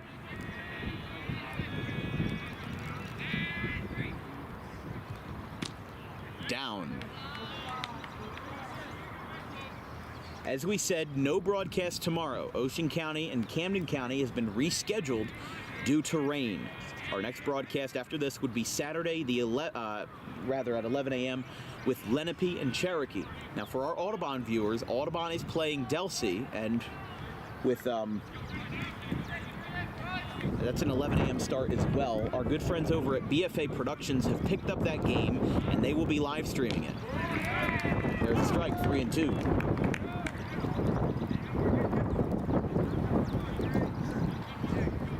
So I will send the link so that our Audubon viewers can take a look at that game.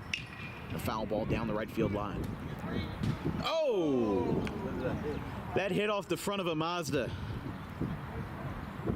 That's why you don't park there, folks. Yeah, that is why we tell people to not park there, but it looks like it just hit the license plate. That's what it sounded like. It didn't sound like it hit the actual metal. Strike three, inside corner. Dempsey down on strikes, and Drew Harris rocking and rolling again. One more frame to play. Green Wave trail by 7.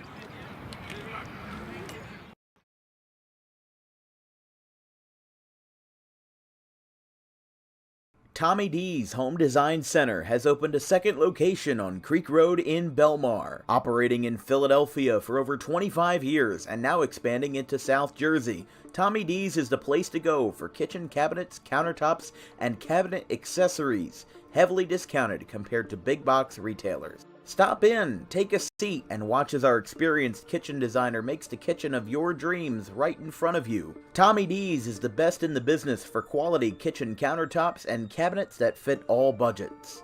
Call us today at 856-210-9504 or visit the new location in person on the corner of Creek Road and Harding Avenue in Belmar next to the 42 on-ramp.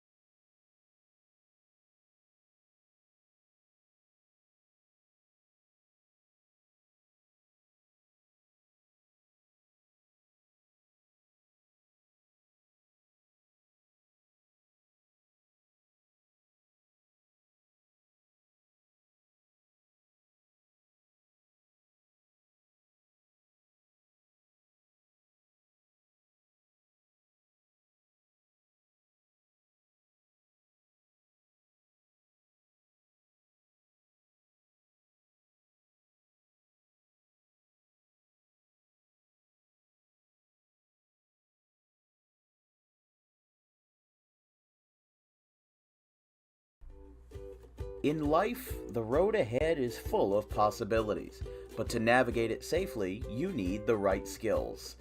Harper Driving School is the premier driving school serving Gloucester, Salem, and Camden counties. With experienced instructors, many of whom are teachers in local schools, we are dedicated to your success and will help you master the road with confidence. With an over 95% success rate of students passing their road test on their first try, you know your student will be in good hands while embarking on a huge step of their young adult lives, all while avoiding the lines at the DMV and getting insurance discounts. We chose Harper, and so should you.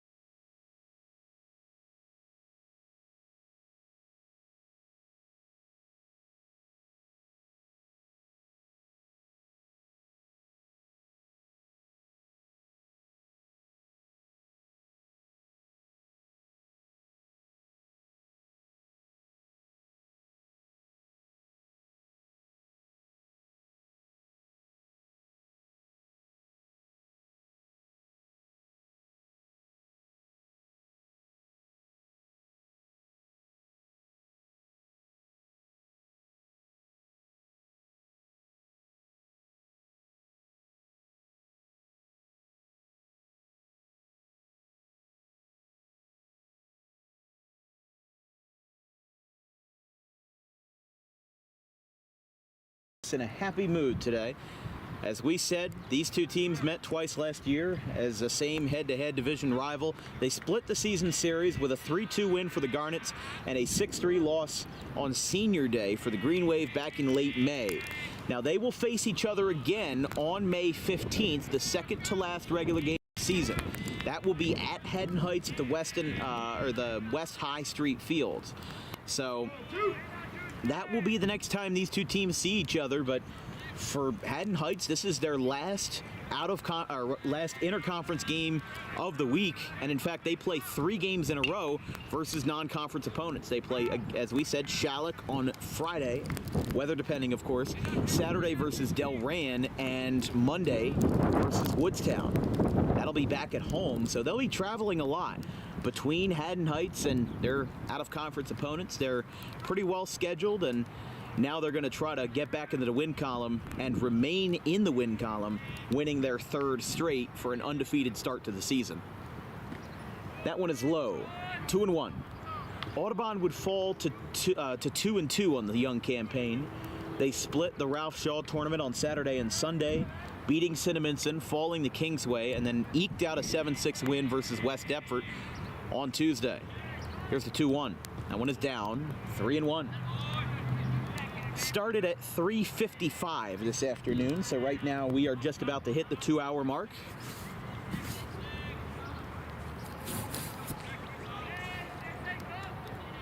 But Copsetta, Chester, and Wiltsey are the first 3 for the Green Wave.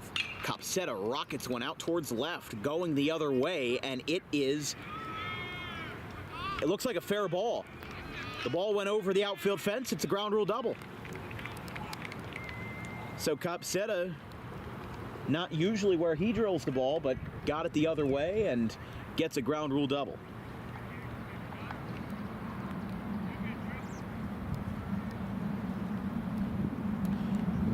Pinch running. Actually, no, he's just going to stand on second base. It looked like he was going into the dugout, but he just had to drop off some equipment. Here's Connor Chester. Sacrifice bunt earlier and had his second varsity hit later on. The rain's starting to pick up now. 1-0. This is the part of the game where, you know, from the perspective of both head coaches, obviously you want to continue playing. It's not even that bad. It's relatively light, but it's steady. And it's actually going to pick up a little more here. 2-0. Oh yeah, it is really picking up now. After this at bat, I think we're going to bring the camera in to the tent. Ground ball, gets it over the middle, goes to third, throw across, is in time. Excuse us while we move this camera. Whoa. Oh. Phone was in my pocket. That's my bad. That's my bad, Vince. Yeah. You're still connected. Still connected, all right. I'll take it. Whew. Welcome. Whoopsie daisy. That's my bad. I actually do have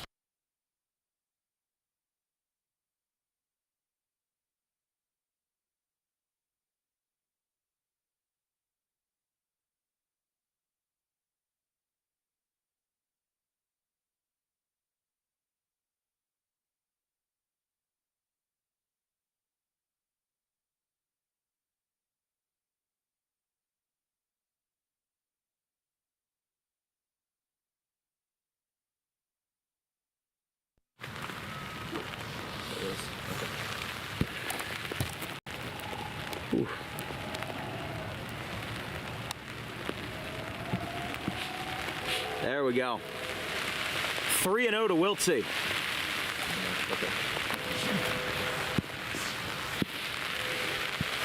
Wow. Rain is really picking up here. And Harris delivers. There's a strike. 3-1. So after Chester got the first out of the inning, Wiltsey just walked, so that brings up Bannell. We're gonna try to just lower this a little bit. There we go. That's a little better. Yeah, we just lowered the front panel, and now we're back in action from inside the tent. Bannell foul.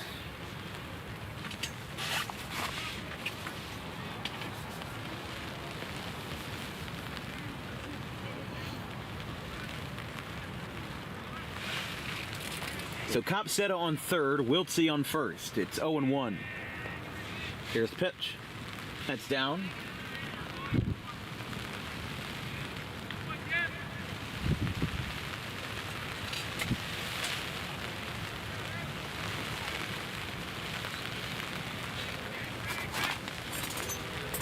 Bannell 0 for 3 today, as he gets to 1-1, and it is downstairs, 2-1. I think the philosophy is you're going to try to play for as long as you can. I mean, the conditions are still bearable. You haven't lost the field yet. It's kind of a miserable field, but you still have the ability to play. You know, the only thing that puts us in danger is the equipment. But you know, obviously, it's the priority for them to finish this game, because you don't want to go into the technicalities of a rain-shortened game, which means actually nothing for Haddon Heights, but means a lot for Audubon. We'll talk about it after this pitch to 2-2.